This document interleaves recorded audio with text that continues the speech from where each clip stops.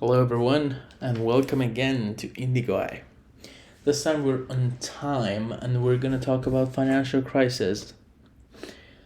The original plan was to do financial crisis in this episode and leave the Great Recession 2008 and the Great Depression 1929 to 1933 to the fourth episode. But I thought to myself that, well, Great Depression, it's a huge topic, as is Great Recession, as is financial crisis. But what I wanted to do was to do the financial crisis as an introduction, basically, just like to touch the surface, and then use the Great Depression at the end of this episode as basically an example, and also to leave more time for the Great Recession. One of the reasons for it is that I'm going to basically bring a lot of information from a very, very, very interesting documentary called The Panic, which is free on YouTube. You can search it, you can see it. It's an hour and a half almost. And it's about the Great Recession. And I wanted to use that documentary as well, and I so to cut the talk here is that I wanted to have more time for the Great Recession, and as I said, Great Depression is a huge topic. You can never fully explain it. There's not enough time to do it. But we can use it as a basic example here so that we can see what is going on. Well, we're not going to have a money and banking course here. This is going to be a talk for two purposes, so that you can know what happens in a financial crisis, what is going on, why it happens, and also for me to have a resume of talking about economics for my audience, so that my audience can tell me, oh, this was a good episode. We would love to hear it again about different topics, and then I can go and bring on other stuff, especially from macroeconomics and banking and money. They're really, really fascinating. But I need to tell you that the basic reference for this talk is going to be the book called The Economics of Money, Banking, and Financial Markets, 7th Canadian edition, by Frederick Mishkin and Apostolos Sarlatis. As I told you last episode, I know that I butchered the name right now, and I'm sorry for that, but I'm not familiar to these names. But yeah, this was a textbook for the money and banking course that I had, and I feel that it's a very good reference to talk about this stuff, at least at the level that we're going to talk about. Because also this textbook and the course that I went through did not make me a researcher in economics of banking, of course, and no one will become a researcher. No one will know that much with just reading a textbook, but it will be enough so that we can be more aware about what is going on here. And just to mention, Frederick Mishkin is from Columbia University, and Apostolos Sarlitis is from University of Calgary. But first, before we get to the talk of financial crisis, there are going to be some words here that might sound a bit weird, actually, and so I'm gonna explain a few of them before we start the talk, because they're gonna be used several times. And these three, especially, that I'm going to talk about, are one of the most crucial aspects and concepts in the economics of banking and the macroeconomics here. So first of all, we have to know that the money is made in this process of lending, in this loan process. So the banks will receive deposits, or they'll make loans, they will borrow, then they will lend that money that they have, the reserve that they have, and from the interest of lending that money, or the investment, basically, to say the money is created, because this money basically comes out of nowhere.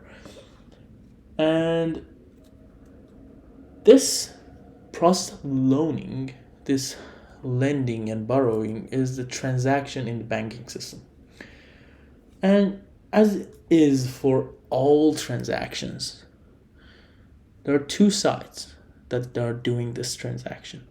And these two sides each have insights about this transaction so that they can decide to do it or not.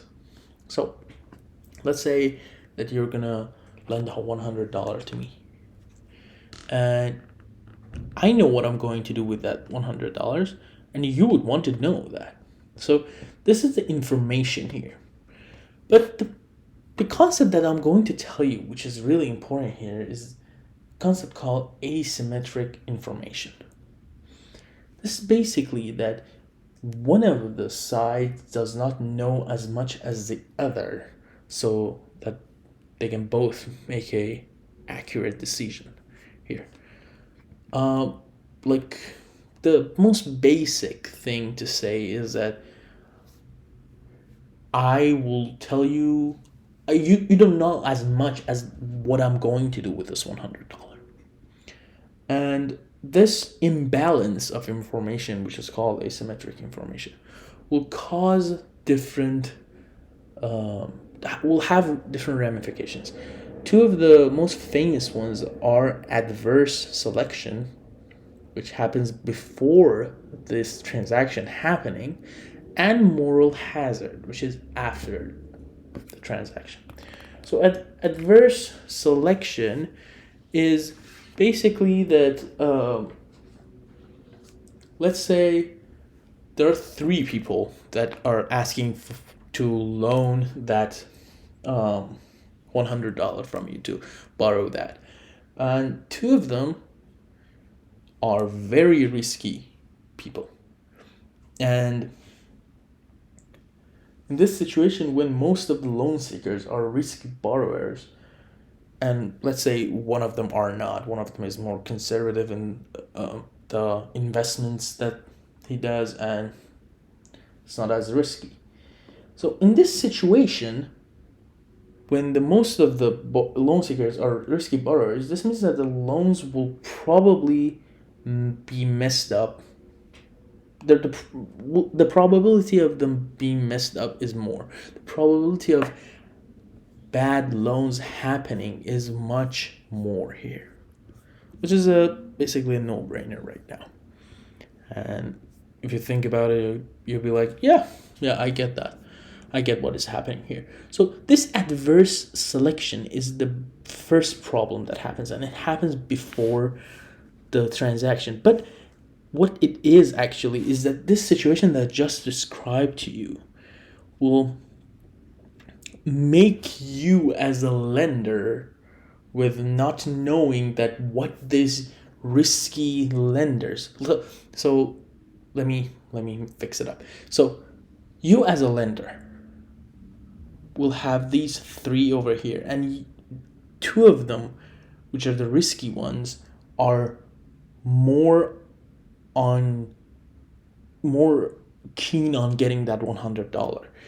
So right now you don't have as much information about them, so that you can be, okay, I'm sure that this $100 will come back to me. Then would you make a decision here? Would you lend your money? No, you would not. The most probable thing is that you will not lend money in this situation. Rather, you would keep your money, even from that less risky borrower.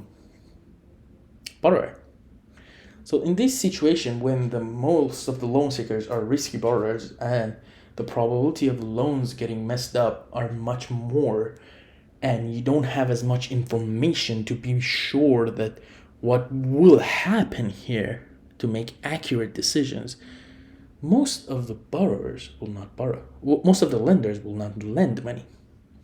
So even the ones that will actually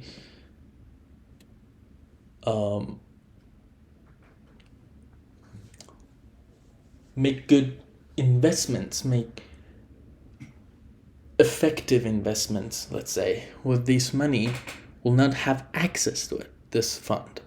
So this will basically mean that, let's say that this flow of fund will get lower and lower, and you will have less of fund going out in a situation where the economy is in adverse selection. The adverse selection is too much, and so the lenders will not lend. It might be that these concepts that I'm saying right now, they might sound a bit crazy, and or it might be that I'm not explaining them as well as I should. Well, it's probably my second time that I'm explaining these stuff to anyone, but when we go through the steps of a financial crisis happening, you'll get it way easier. Do not worry about it. But to make sure here that we've covered all these concepts, I have to tell you about the second concept, the moral hazard. The moral hazard basically happens after the transaction happens. So let's say I, the risky borrower, I was successful and I got the $100. So basically my behavior changes after this transaction. Basically, I'm doing things that might be or are undesirable to you, because you don't want me to do these risky things so that the chance of me repaying you get lower. So when something like a moral hazard exists and you don't have enough information, and there is asymmetric information, which you don't have enough information to be sure that, oh no, there is no moral hazard in this transaction, I do not worry, what will you do? You will not make that transaction. So as we just said, there's one adverse selection, there's one moral hazard. These two will lead to you, the lender, not lending. The flow of fund will dry up. So remember these three as we will walk through the stages. So let's get into it. We're already 14 minutes in. I don't know how time flies by here, but let's get into it. So what is a financial crisis? Financial crisis is basically when this asymmetric information rises and the financial friction will go up, the financial markets will stop functioning well, and the economic activity collapse. That's basically a very simple textbook explanation of what is a financial crisis, where the economic activity goes down.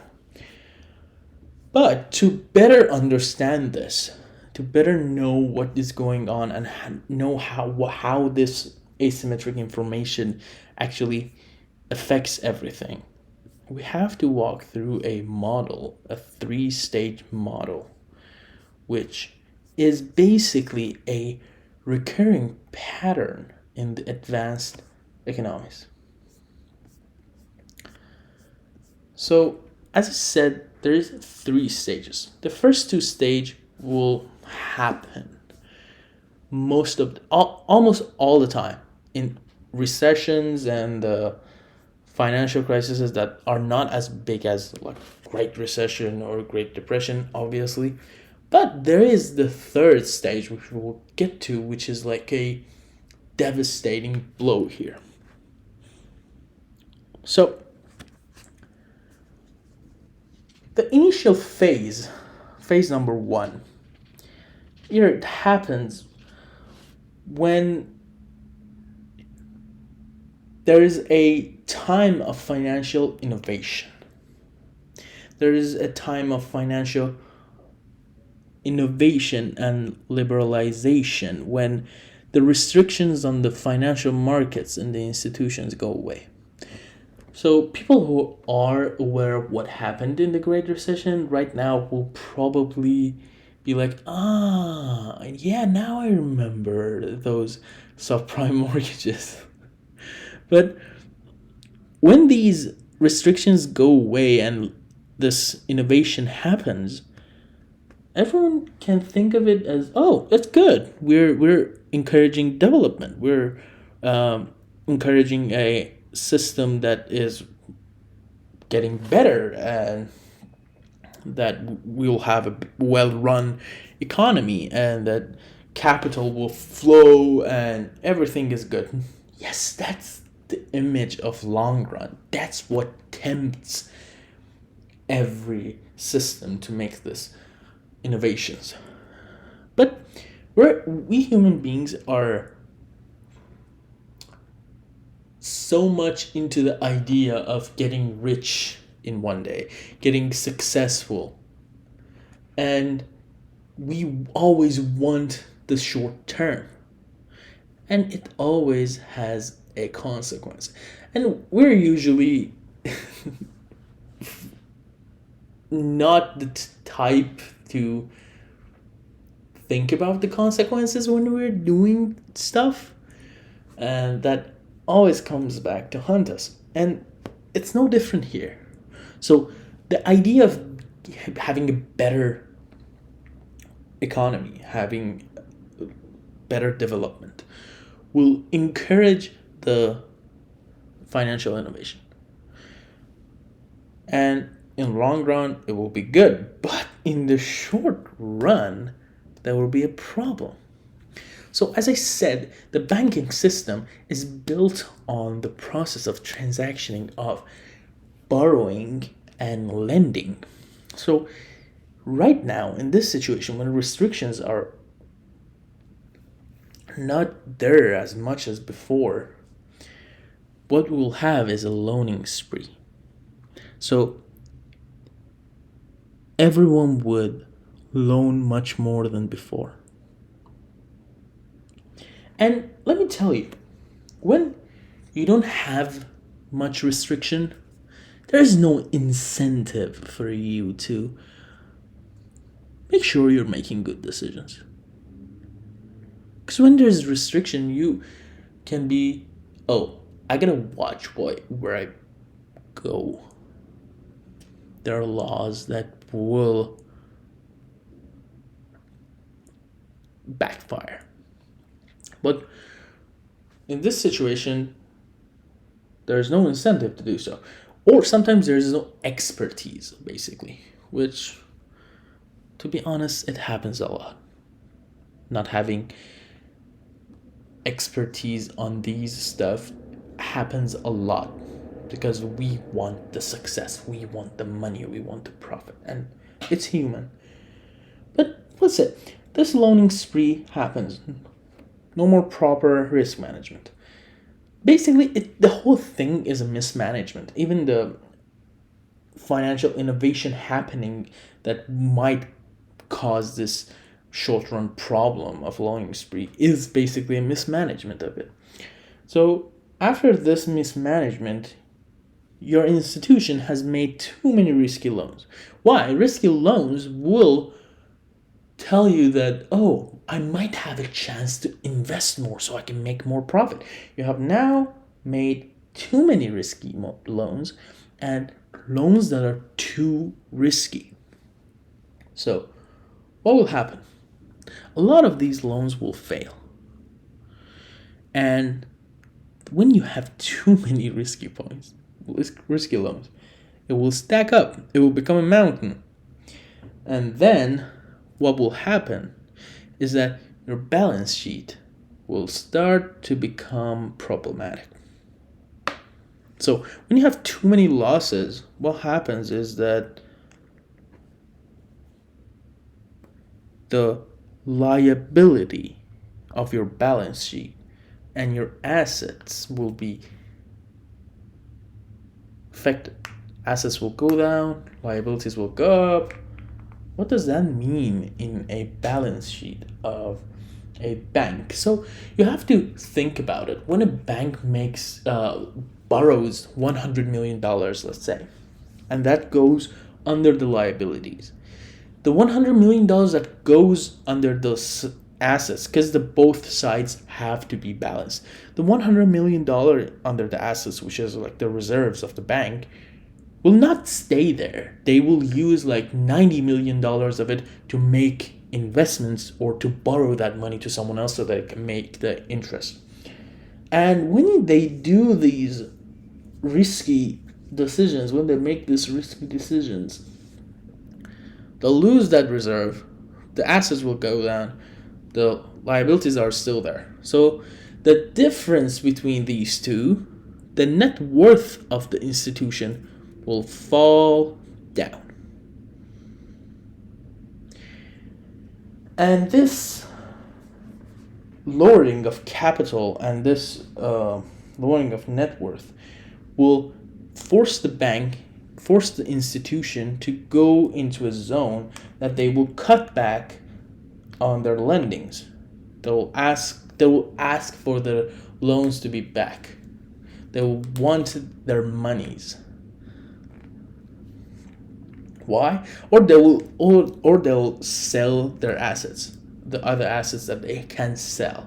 So they can sell an asset. They can ask for the lendings that they have made to be back, which the cutting back on lending, basically it's called the leveraging. And this process will make the institution riskier. So people will know that this happens. When the institution calls back on their loans, they want their loans back. When you hear that your bank is in trouble and they're asking for the loans to be back, you'll be like, oh, I have $100,000 in that bank. What if they cannot pay me? So the depositors, the lenders of the bank will go and pull out their money. They want their money back because they're afraid. They don't want to lose that money. So you can already see what is going on here. It's basically a domino that will go on and go on and go on. So when they pull their money out, there would be fewer funds, there will be fewer loans and fewer investments. So the bank, the institution, is not making money. There is a problem here. So the balance sheet is not getting better. It was already worse. Now it was already bad. Now it's getting worse. And a situation happens which is called credit freeze, where this boom of credit will actually get into a crash. You will have a boom and bust. So this is basically the initial phase.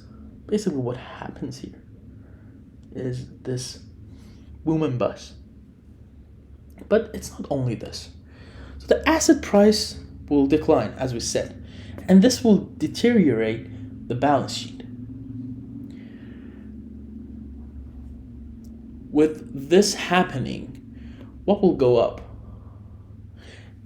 The adverse selection and the moral hazard problems that I just told you in the beginning. Those two problems that will stop you to lend money. So when this risky institution comes and asks for money, adverse selection and moral hazard problems, then they will come to you and you'll be like, no, I'm not going to lend money to you. So this means that there will be lower lending processes, or lending will contract. What does this mean? Lower economic activity. Basically, at this point, you have a recession. The recession is there. It's just in front of you. It's sitting next to you. It's drinking coffee with you right now. So, let me give you a simple thing here, simple side note here. So, if you had paid attention till now in this basic 10-12 minutes that I ranted on this initial phase, you could have seen that this credit boom or bust will eventually lead to a increase of uncertainty. So, two words that you will hear a lot about a financial crisis is both uncertainty and panic. These both come from fear. And the sentence that I will close the podcast with will have a good flashback to this. But this fear in depositors and lenders will basically dry up that flow. It's the same thing as the adverse selection and moral hazard problems, but this will dry up the flow. And this drying up the flow will in fact affect the institutions. Let's say you have a farm or you have a plot of land and a river goes by in your land, and there's a land a bit lower than you in terms of altitude, and so you hear the word that, oh, there's been said that there might be a drought coming. And you'll be like, okay, I'm going to cut off the river. I'm going to try to keep my water as much as I can. The flow will dry up. And the next plot of land, the next farm, will not have access to it. So they will basically get blown up. They will basically be fucked at this point. This is the official moment when I dropped the F-bomb, I guess. I was preventing myself to do so, but at this point I couldn't resist the urge. So this is really important here. And one thing that leads to this uncertainty here is the less information, is the more asymmetry in the information. That's why I told you that those three things that I said in the beginning are really crucial in the banking system, because it's all about having information to make these transactions. So, and having less information means that lower lending and lower economic activity, which is not good for the economy at large. One thing that we all are familiar to and was a big problem in the Great Recession is something called asset price bubble. So asset prices have something called fundamental economic value, which is a value based on the realistic expectation of what will happen in the future. If assets go up and in prices higher than this fundamental economic value, what will happen is that we will have an asset price bubble. It usually happens in the credit booms that we just talked about here. Why? Because there would be a large increase in the purchasing of these assets that are just going up, which will usually be done by credit, by loans. So when the bubble bursts, prices will fall. What will happen is that your net worth will decline. Why? Your asset has just lose its price, but your liability is there still. You still have it. So your net worth will decline, and it will decline like crazy. And what will happen is that you will have nothing to lose. So you'll become riskier. And when you become riskier, what will happen? Do you think you will have access to more lending? No. Asymmetric information, adverse selection, moral hazard. So less lending. So this domino goes around and comes back to the institution over and over again. So there's a lot of lines of dominoes that come back to this financial institution right now. Also, this balance sheet become worse, as we said, will cause the institution to ask for the loans to be back. So that's another bad thing here, because won't be like, oh, this institution is calling the loans back. That should not be good. Okay, let's pass from the initial phase. Let's go to the second phase, where something happens called banking crisis. This is the actual stage of the financial crisis here. So, as we said, adverse selection, moral hazard, worse lending will contract and lower economic activity. This is the thing that happens in all the stages, which will lower the economic activity each time. But what happens here is that we said that the balance sheet is deteriorating. What happens is that some balance sheet will become so bad that some institutions will declare bankruptcy. Bankruptcy. And they will become insolvent. Their net worth will become negative. The liabilities will go far beyond their assets. And they will fail. Sometimes, the Great Recession again is a great example, which we will talk about in the fourth session, which had two different types of this bankruptcies. One was bailed out and was helped. One was left to die.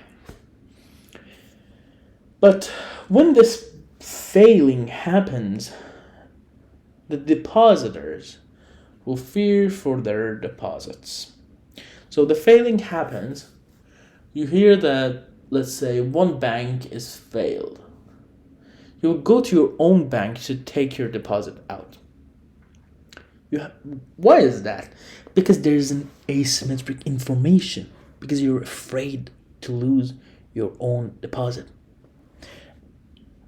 You'll withdraw it. What will happen? There will be a run on banks. One of the biggest things that we did not experience in the previous Great Recession and Great Depression was that we didn't have social media as much. We didn't have it, basically. And imagine an influencer putting a story up that, oh, I went to my bank, they couldn't pay me. And millions will see it. The Twitter will probably go crazy, and the record for hashtags will be changed by it. And everyone will run on their bank. What will happen is that the bank will be forced to sell their assets to raise funds or call their lendings back. What will happen is that you will have something called fire sale, which is like the quick selling of the assets, which definitely will make the price of these assets go even further down. Worse net worth, worse balance sheet. So So everything is getting worse. Every second, everything is getting worse. And now you have bank bankruptcies. And what happens in these financial crises is not just one bank happening. No, there will be multiple banks failing. And that is called bank panic. So, what will happen? At this point, probably the governments and the authorities will step in. They'll be like, okay, we got to do something. What we'll do, we will have the insolvent firms, the ones that have problems, we'll either sell them, we'll either liquidate them, or we'll bail them out so that they can recover, so that the financial sector can recover, so that the economy can recover. And so that what happens here is that with this help, the uncertainty will be lowered.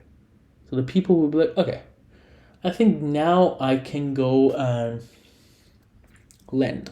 I can deposit my money back.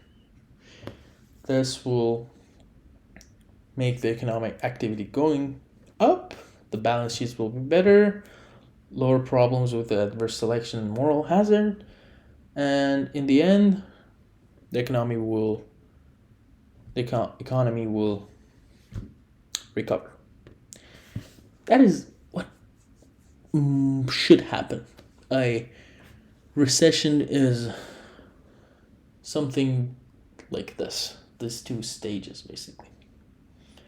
But what is the scariest part is the third stage. So the third stage is when there is a unanticipated decline in prices. So this unanticipated decline in prices will lead to what is called debt deflation.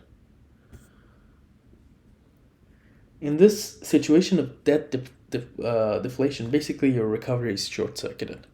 There is no more recovery.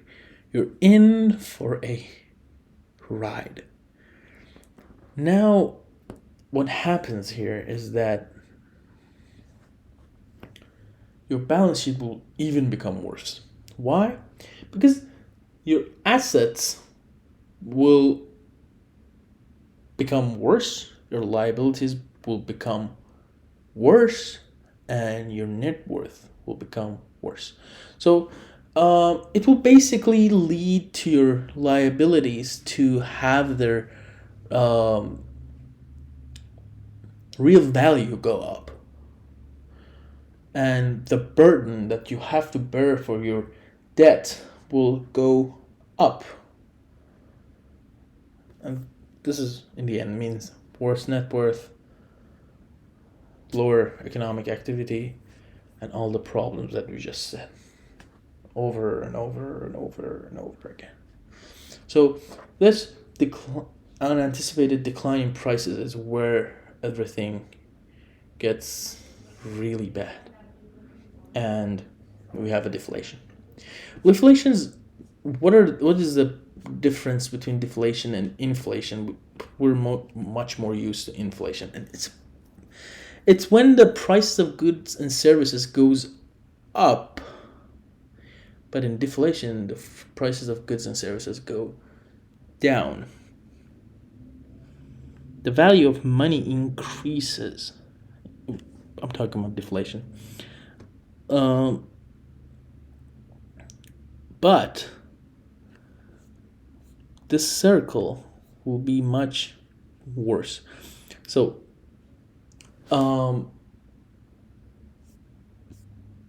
what will happen in the deflation that doesn't happen in the inflation is basically the problem of unemployment level. So, there would be let's go through let's imagine a circle. So the prices, we have a deflation, the prices go down. The next step is that there's less cash flow and profits for the companies. What would this mean? So, what would this mean is that the company does not have enough capital to produce. So, what will this mean? Not having enough money to produce. There will be layoffs, no new hiring, increase unemployment. With people unemployed, there will be not much spending, so there will be an oversupply of goods and services. What does oversupply of goods and services mean? A lower price for goods and services, more deflation. And this goes on and on and on. It's basically you sinking down. So this is the horror of deflation in perspective to inflation. So please do not think that inflation is the worst thing that can happen. Deflation is way worse. It's way worse. And that's deflation that happens in as a third stage will cause the whole section of financial section, the banks, the financial institutions to get in such a bad place that most of them will go out of business forever, for good. So right now we're hitting the 42 minutes almost. I've told you what is the problem of asymmetric patterns, and we went through that, and I gave you basic what happens in a financial crisis. This is basically if I told you what are the stages of a contagious virus disease that happens. This is exactly like that. This contagion, which is basically the asymmetric information here. The asymmetric information is the virus here. And you can, next time that you hear about it, you can know what is going on. And you might even, if you read enough articles about what is going on, you might even understand what stage is going on. But I'm not saying this stuff so that every time an institution fails, you be like, oh my God, what if we have a debt deflation? No, debt deflation is very rare. Yes, it's devastating, but it's very rare. What I'm trying to tell you here is that, as I told you last episode, is that I want to explain some economic topics so that you guys be more interested in it, so that you can either ask for more content or you can go research about it and you can learn more about it. And this way you can both have better knowledge and also you can assess the situations of our actual real life better and easier, and you can give comfort to your families and your friends about this stuff. But as I told you, you can go research as much as you want in this topic. But the whole system of financial crisis is basically what I just told you. Now I'm going to give you a very quick glance over what happened in the Great Depression. And also in the fourth episode, we're going to talk about the 2008 Great Recession, which will even help you understand this topic further. And then it will be easier for you guys to decide what are you going to research about, or if are you going to research about, or if are you going to ask for more content or whatever. Yeah, that's it. Let's move to Great Depression. So Great Depression, let's go back to 1920s, 1928, 1929. The stocks in America are roaring. There's been a doubling of the stock. So the Federal Reserve, in the fear of a inflation, tightens the monetary policy. This backfires. And in October of 1929, in what is called the Black Tuesday, what happens is that the market crashes. This market crash will become so bad that till the end of 1929, 40% fall happens in the stock in Dow Jones. This is dramatic. This is crazy. This is unbelievable. What will this lead to is what we know as the mother of all financial crises, and the worst of them.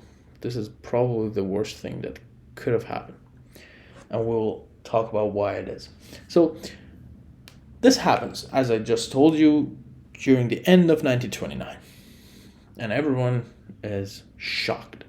But towards the middle of 1930, there is a pickup, there is a recovery. The stocks are coming back, they're almost halfway back, and everything seems a bit stabilized. So it's basically a normal recession, but here's what happens. There are droughts that happen in Midwest of United States. That's the agricultural heart of United States. Drought means decline, a sharp decline. That means the farmers cannot produce. That means they cannot pay back their bank loans, the loans that they got. So this defaulting of the loans means that the banks are losing their money. That means the balance sheets are getting wrecked. So when this happens, something gets triggered. A bank run. So this bank run, will people go and withdraw their deposits from banks, and some default their loans, basically make the banking system crumble. So this bank run will lead in bank panic, as I just told you, several banks failing during the end of 1930, a year after the market crash. And the stock market falls heavily. It goes to the less than half of what it was during the peak of 1929. So in about a year. And for 2 years, the economy of US is basically getting wrecked by what is happening. Banks fell one by one for 2 years until 1933. And the stock market, it's totally crashed and everything is bad, and there are lines for food because people are unemployed and they cannot make it, until the new president comes around. It was Herbert Hoover, then FDR, Franklin Delano Roosevelt comes around, and in March 1933, a plan comes which is called the bank holiday. Bank holiday, which is a temporary closing of all banks. So in March 1933, March 9th, Roosevelt declares a 4-day holiday for banks. All the banks are closed for 4 days. So, and what they said they're going to do during these 4 days basically is that they're going to go through the, it's also like the actual name of it is the Emergency Banking Act, EBA. And what they said that they will go through the institutions, they'll look at them, they'll inspect them, and they'll see, what can be reopened because they're solvent. what can be saved. They need just help, or what just needs to be closed and go away. So they said that they're going to do that. And 4 days after that, on March 13th, um, Roosevelt gives a speech by radio, and what he basically explains what have been done, the changes that will be done, and there is an injection of confidence to the people, basically the market.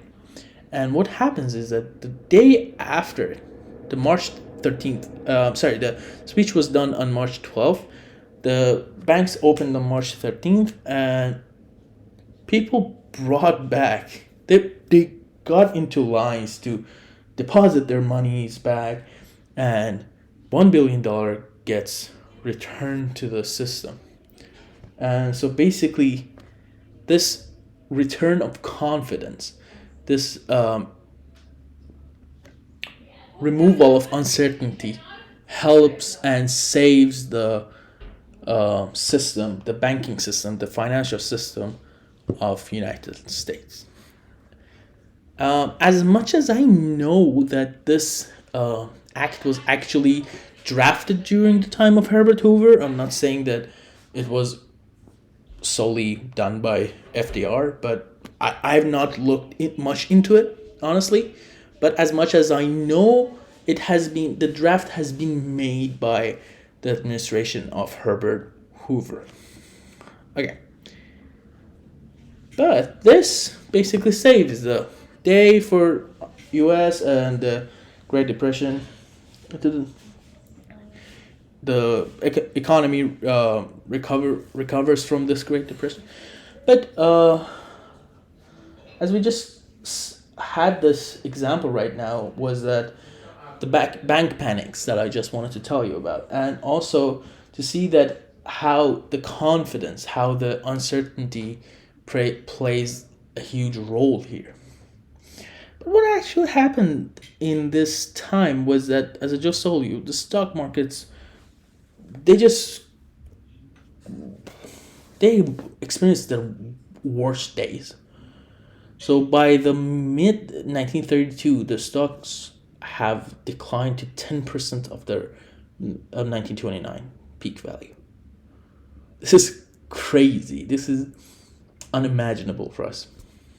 And this problem will basically increase the uncertainty, obviously, as we just talked about it, and more adverse selection, more moral hazard, less funds, less investment, less economic activity. Again, downturn for the economy. And this is basically the whole thing, the whole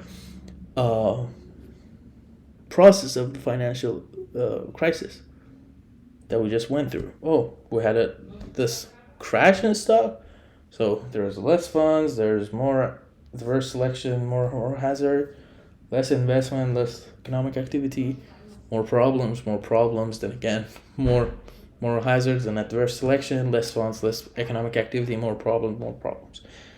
And this will go until the uncertainty goes away and the confidence comes back. And one of the crazy things that happened during this time in US economy was, I think I mentioned it, that unemployment was crazy.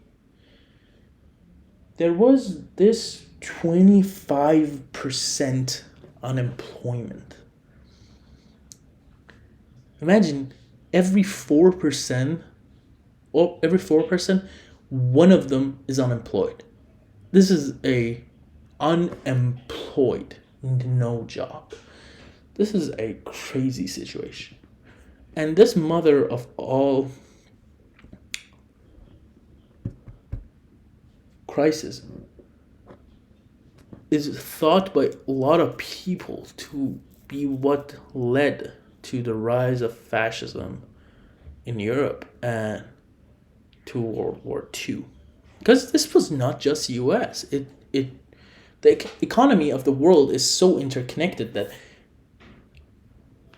I mean, it's at its most interconnected right now, but it was back then as well that the ripple effect went through the whole Europe and all the world, and it caused everyone hardship. People got out of work. Was a problem with the foreign goods, the exports and imports, and this will basically led to the um, what happened during the end of 1930s and 1940s as what we know as World War II. This is a very common ground that a lot of people take, and it's also what they say that after Great Recession, that's why in America there was this rise in populism. And it's obvious when people go into hardship, the politicians and other people will give them hope by giving promises. And oftentimes these promises will go so much in a direction that becomes populist. It becomes radical. And then we'll have something as bad as World War II. And not to say that what we experienced after the Great Recession was as bad as World War II. Anyone who claims this, it's anyone who claims such thing is out of their mind. It was not. It was weird. It had a lot of problems, yes, but it was not like that. And I'm thankful that it was not like that. But this is a warning, both for the financial crisis and the problems of unemployment and the fallings of the banks and everything, but also for what will come after it. That is basically what I wanted to tell you in this episode. It got close to 60 minutes, as I just told you last session. Will be flexible. One thing that I said in the last session was that I will try to have my sessions with my guests around 70, 80 minutes. That doesn't mean that I will cut the episode at 80 minutes. No, but that is minimum what I want to talk with my guests, 70, 80 minutes. Well, probably much more. But yeah, that is what we were going to talk about this session. Next time, I'll see you on Good Friday. I'll tell you about the history of Good Friday and Easter. And then 2 days after that, on April 9th, we'll talk about the Great Recession of 2008, which is really fantastic. I want to end this episode with a quote made by Franklin D. Roosevelt around the time of the problems, 1933, when he wanted to inject that confidence into the people of the United States so that they can trust the system again and so that they can help the country to get back on its feet. The one thing we have to fear is fear itself. And that is it. Thank you for listening to Indigo Eye. I'll see you next time.